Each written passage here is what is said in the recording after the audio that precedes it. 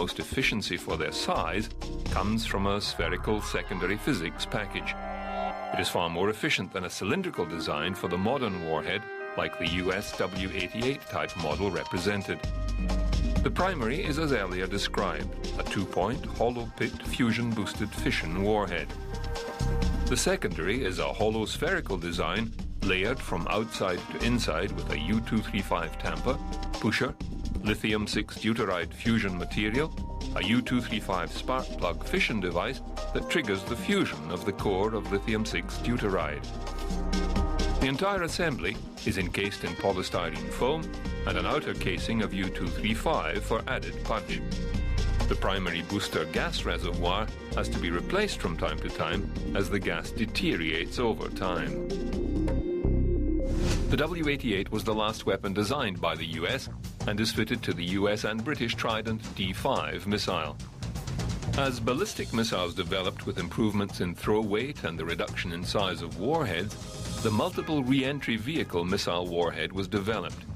Simply described, several small nuclear warheads could be housed in the nose cone of a missile. Arranged in a bus, they could be dispersed separately from the final stage of the missile's flight. They could also be accompanied with decoys and other target penetration aids.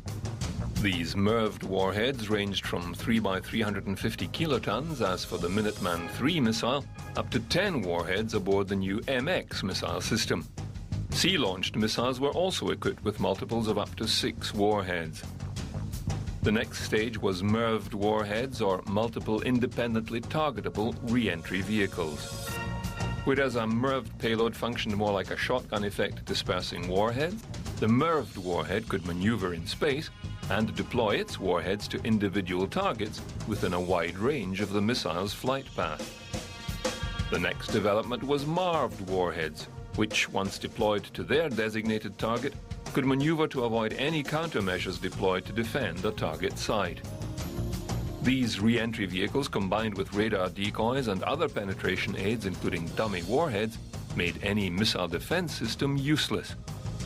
Treaty negotiations quickly included these new developments to help maintain the mutual balance of power.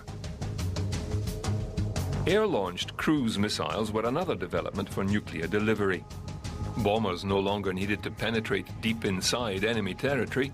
They could fly to the enemy border, then launch a salvo of long-range, terrain-following cruise missiles. These, too, were limited in future treaties. From 1970 to 1992, test shots at Nevada totaled 399, plus one detonation in Amchitka, Alaska, and Rio Blanco. Series names like Tinderbox, Guardian, and Grenadier tested and refined these weapons. These shots included the 1965 Charioteer test of a Mark 21 RV that breached containment and released radiation, 2,000 times more than 3 Mile Island. India joined the growing fraternity of nuclear powers May 1974, detonating a plutonium implosion device with a yield of 6 to 20 kilotons underground at Pokhran. They tested a total of 5 or 6 devices. Further U.S. tests included Musketeer, Touchstone, and Sculpin until the Julian tests of 1992. The last was Divider on September 23rd. The Soviets ceased weapons testing October 24, 1990, and the British tested their last device in 1991 down a mine shaft in Bristol. The French tested a further 146 devices in the Pacific until their final one in January 1996. In reaction to India, Pakistan also began developing nuclear weapons in 1972. They have carried out 6 weapons tests, the first in May 1998, believed to be the fusion-boosted uranium designs with a low kiloton yield. Although Israel declines to comment, it is believed she possesses a stockpile of 200 tactical nuclear weapons and both intermediate-range ballistic missiles and fighter aircraft to deliver the warheads. South Africa is also believed to have constructed up to 6 uranium gun-type weapons, but has since dismantled them. On September 22, 1979, the US and Soviet Union surveillance satellites detected a nuclear detonation in the atmosphere off the southern coast of South Africa. It is suspected it was a joint Israeli-South African effort, but both deny any involvement. The latest nuclear club member is believed to be North Korea.